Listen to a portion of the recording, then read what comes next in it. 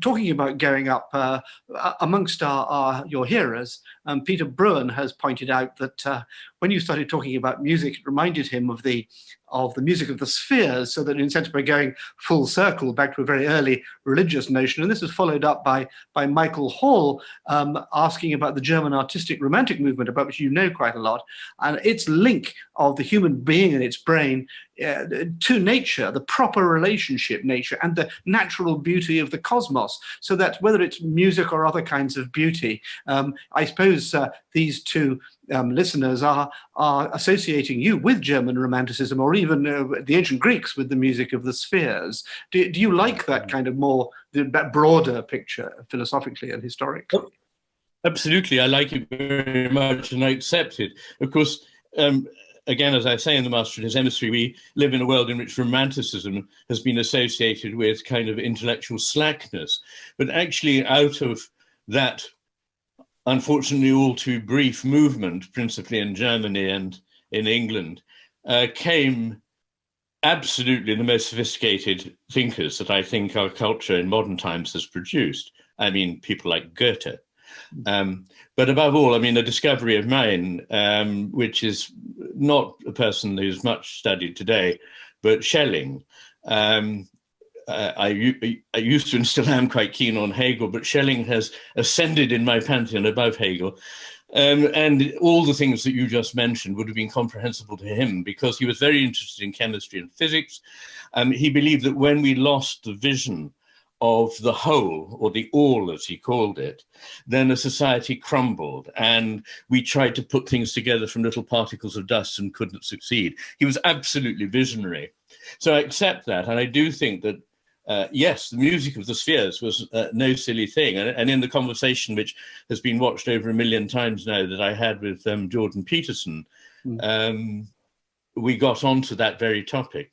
I can recommend that. You just have to, easy to find on YouTube, Ian, with Jordan Peterson, two of our cleverer people, if I may say so.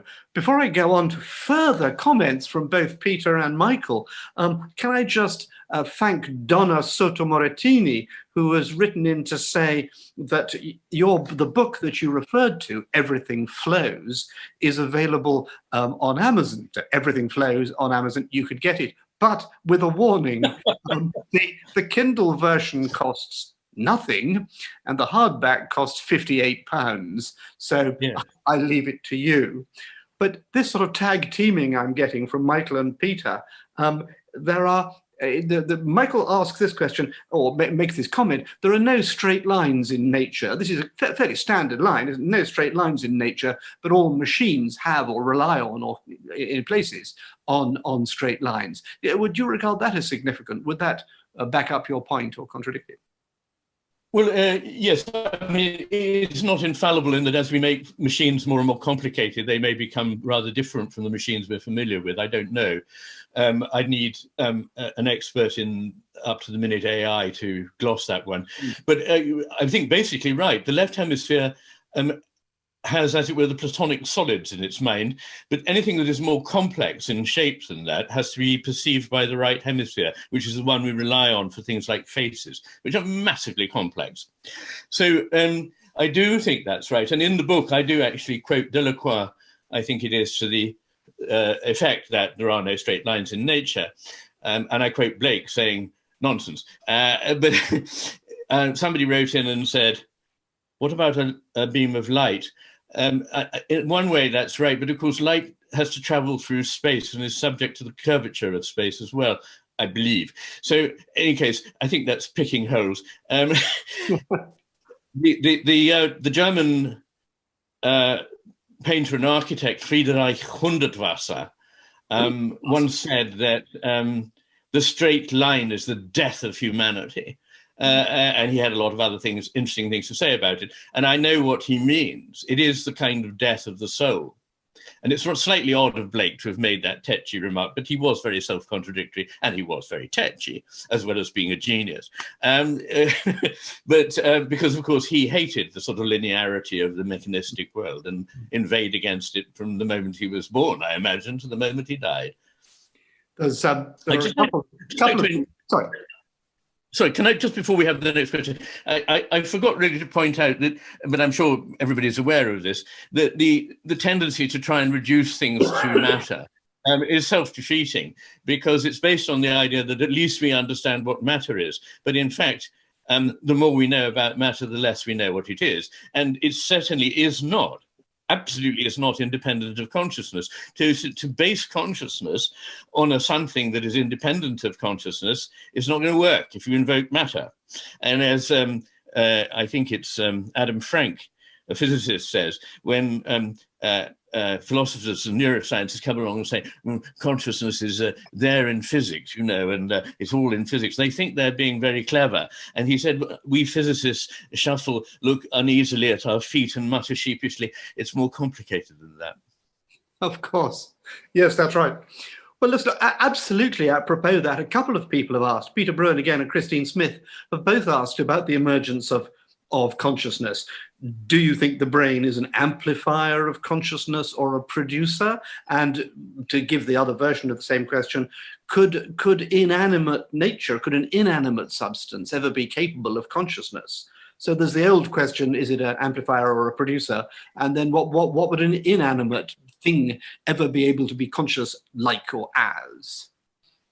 Yes, well, first of all, I don't think that consciousness is something secreted by the brain. I think this is one of the silliest and most improbable ideas that was ever put forward. I mean, in years and years and years, decades, possibly a century of teasing this problem, nobody has got a millimetre closer to explaining how that could possibly happen. And as Colin McGinn, the philosopher, said, you might as well say that... Sorry, somebody talking. You might as well... you might as well say that ethics emerged from rhubarb. So clearly that is not a likely one. I personally take the view that the brain permits consciousness. It doesn't simply transmit. It has a role in shaping it. And in this, it's like a flute that shapes the note. Or, and this is an idea that William James gives. Actually, there's a beautiful quote from Rumi. My soul is the breath of Christ as it is played through the flute. So, but William James gave this idea of, rather as the vocal cords shape his voice, that his brain shapes the thing that is him. So I think that for a while, a part of the ultimately always connected consciousness becomes, as it were, individuated into whatever it is that's in me at the moment, and carries on in some other form, not as me, although, as it were, we've all contributed some meing to the overall consciousness of the cosmos by our existence, and that is the purpose of our existence. On the second question, what would an animate universe look like? Exactly like this one. It is, in fact, an animate universe, and that was very strongly Schelling's point. And Schelling was, I'd put money on him being one of the most intelligent people that ever lived. The thing is that we say, well, yes, I know, but it doesn't look like it is, but that's because we do a sort of anthropomorphizing in reverse. If it were conscious, it would do all the things I do with my consciousness. So if the mountain behind my house were consciousness, it ought to be mowing the lawn and having a glass of wine and going to Tesco or whatever. But that's not what mountains do with their consciousness. And I think there is consciousness in everything in the universe. So I am a panpsychist, and no doubt you'll be hearing more of that from Philip Goff. I think it's, in fact, the only rational position, something that's argued very strongly by Galen Strawson, and I think is absolutely right. And it's, as I say, it is a tradition that goes back a very long way. It goes back not just to Schelling, but of course it goes back to the ancient Greeks. There are gods in all things. So, okay, one little one from Michael Hall, just a simple one, and then I've got a very nice question from Gavin Ritchie. Michael Hall's question is whether the concept of the holograph is useful when you're considering the brain. Is the brain holographic in nature? Yes, it's often said so. I think my answer to that is I'd have to pass, because I'm not really familiar enough with the physics of holograms. I did read Jude Currivan's book, which I was rather impressed by. She's a physicist, and she very much bases the idea on the hologram. I also like the idea that Tisa and Kafatos have taken, building on Arthur Koestler's idea of the holarchy, that things are sort of, as it were, sets of one another going on eternally. And that it depends on where you are, what it is that you see. So the gestalt shifts as you move in the cosmos. And the bits there, but they just seem different depending on where you're looking at it from. Much as, you know, if you start with the atomic particle and move up to the molecule, to the gene, to the cell, to the organism, to the person, to the society, to the, you know, whatever, you go on into the cosmic realm, and it depends where you are on that track. It could be holographic in that sense. I see that. Well, Gavin has a couple of questions. Do you find any compelling experimental evidence for the hemispheric strengths and weaknesses in split brain patients? Are we talking about leucotomy here or something? No. The split brain business is leucotomy was a fairly barbaric procedure which antedated chlorpromazine for schizophrenia in 1952. Until that time, the only thing that actually seemed to help at all, making people less distressed, was to put a scalpel in and sort of fish about in a rather random way in the frontal cortex. Okay, I mean, one can sit in judgment on history, but people had to do what they could at the time. So, but anyway, I mean, obviously that is not something that goes on, but there is the possibility for a callosotomy, in which the two halves of the brain are separated. The corpus callosum, the band of fibers at the base of the brain, which forms the main connection between the two hemispheres, is surgically severed. And my word, yes. I mean, if you read my book, you will see that a lot of the information does come from callosotomy patients, but in itself, that wouldn't be enough. But it's so much in keeping with the literature from lesions. So people who have, say, a stroke or a tumor just confined to one hemisphere, you get very similar phenomena confirming the nature of each hemisphere. You can predict what is going to be going on in each hemisphere in the way that you can in the callosotomized or split brain patient. So split brain operations are not done very much now. So we're running out of split brain patients. They're beginning to die. But so a resource for psychology is sadly not as available as it used to be.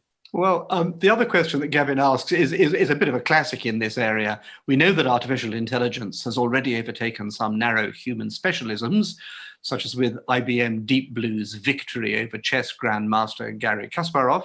But what is your view of the possibility of general artificial intelligence?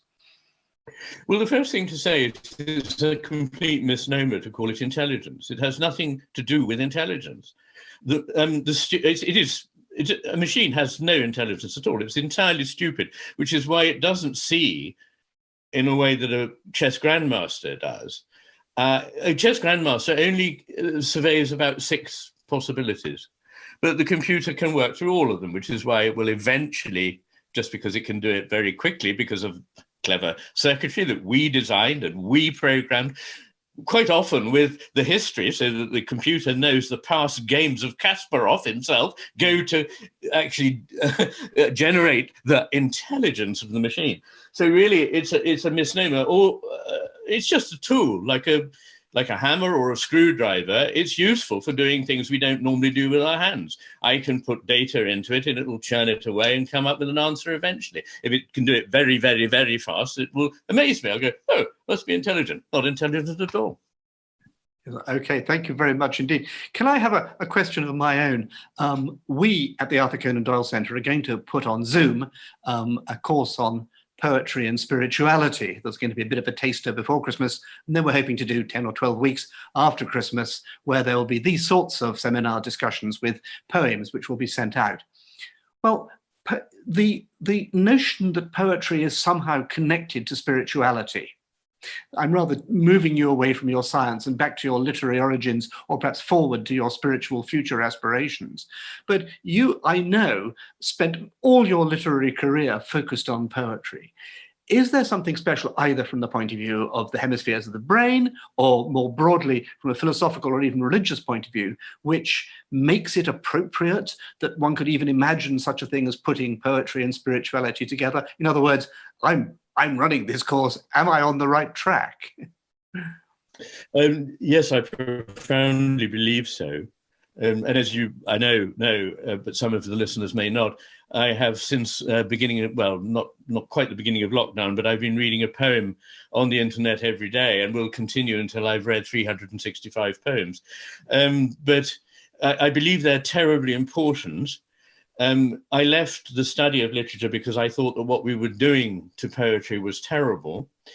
And in brief, it is an illumination which led straight into my interest in the hemispheres, because what the poem depends on is the ability to contact the implicit in context and the unique in an embodied way. And the study of it made it disembodied, general, decontextualized it, and made the implicit explicit. And in doing so, completely killed it, rather like the kind of taking a part of the piece of music where we've got a note, good.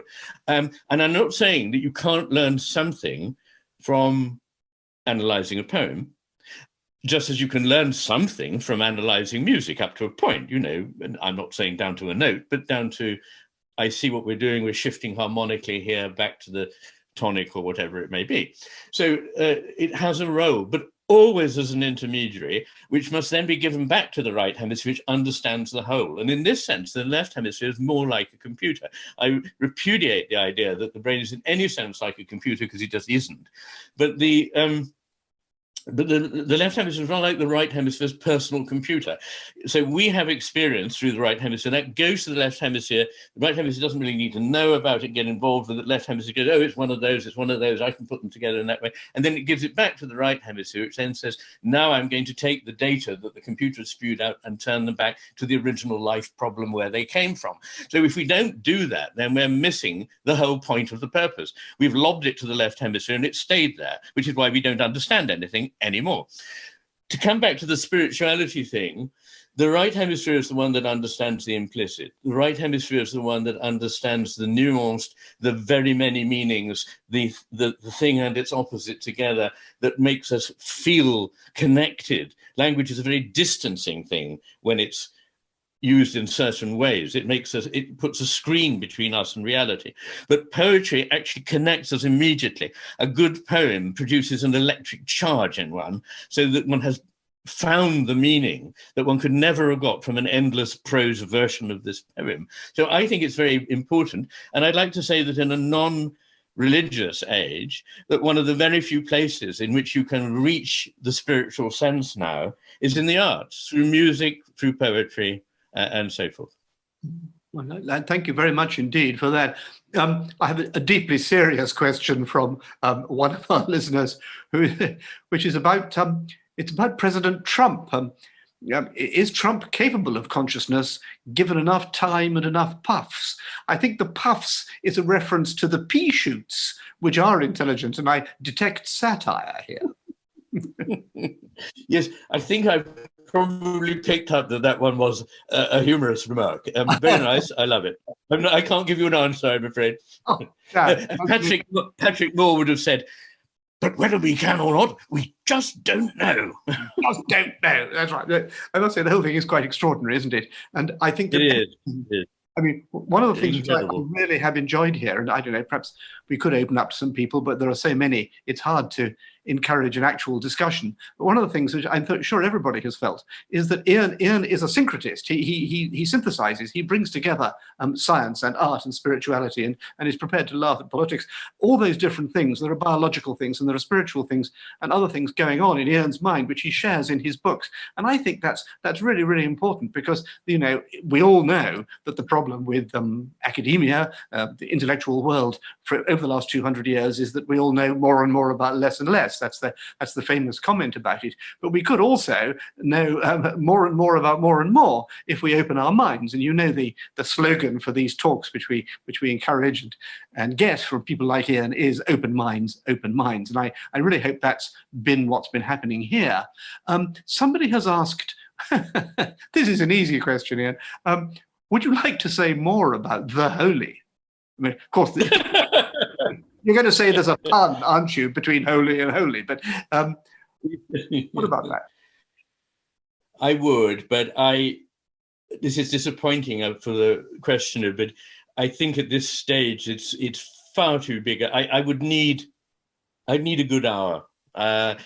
Otherwise, I would not be able to really convey what I mean, because it is the most impossible thing to put into words. Yes. You quoted my new book. Yeah. I sweated blood over it, and nothing took me longer than that. And I tried to show how, although when one starts thinking, and at the beginning of my book, you may well think that only somebody rather foolish would believe in the divine or the holy. And I think they're importantly related concepts. You can't really have something that's holy unless you believe there's something divine. And if there's something divine, there will be things that are holy. But it's a very difficult one, and I wanted to lead people to the point where at the end of the book they would think probably only somebody really rather limited would think that there wasn't a very strong likelihood that there is something in this idea of the holy and the divine. And I think it's the most important idea. Interestingly, I discovered the most important idea that one's life can engage with.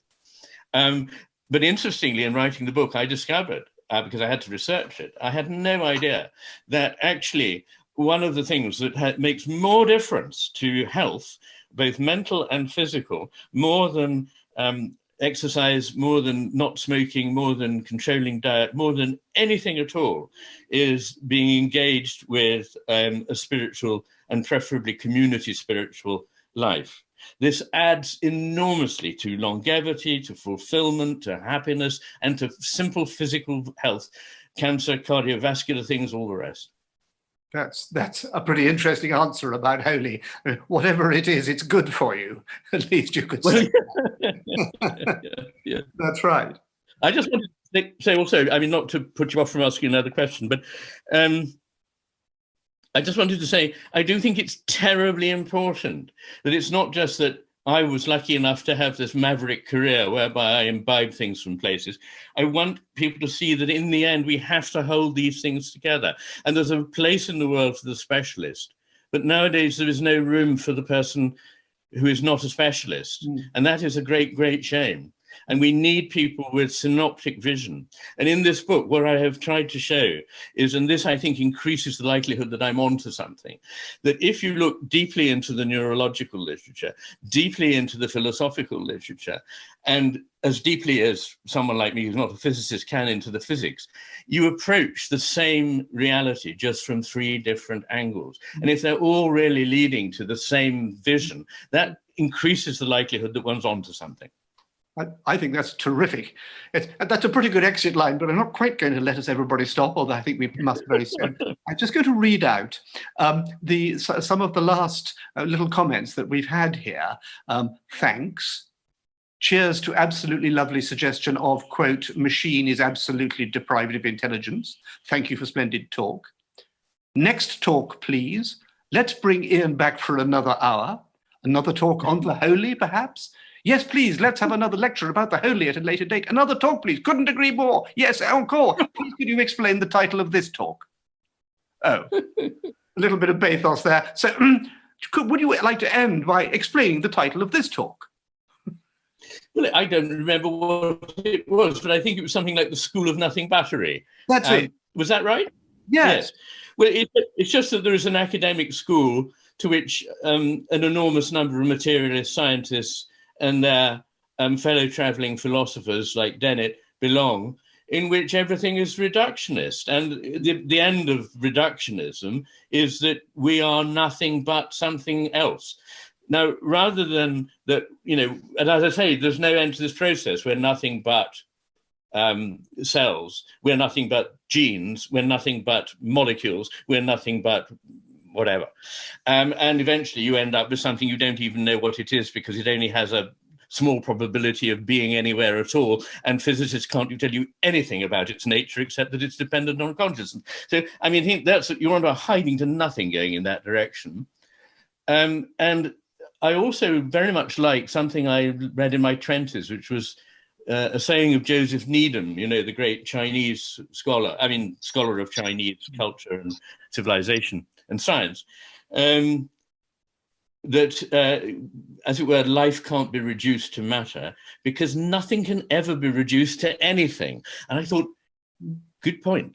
And it's really something that I, in one way and another, say in the book, that actually nothing is something else. As soon as you've said it's something else, you have actually something else, not what you originally had. Just like when you say this poem is, or this piece of music is these whatevers, now you don't have the music, now you don't have the poem, you have something else. So rather than say that we are nothing but something else, I would say that we don't know yet the whole of what we are. We can't, in fact, know.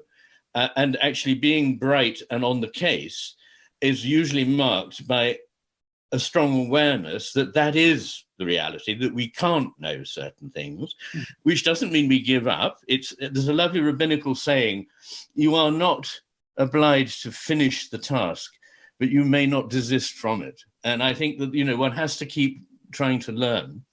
And far from that we are this squalid apes, you know, it seems to me that we're something rather more wonderful, and the things that we really value are more wonderful than we can really know.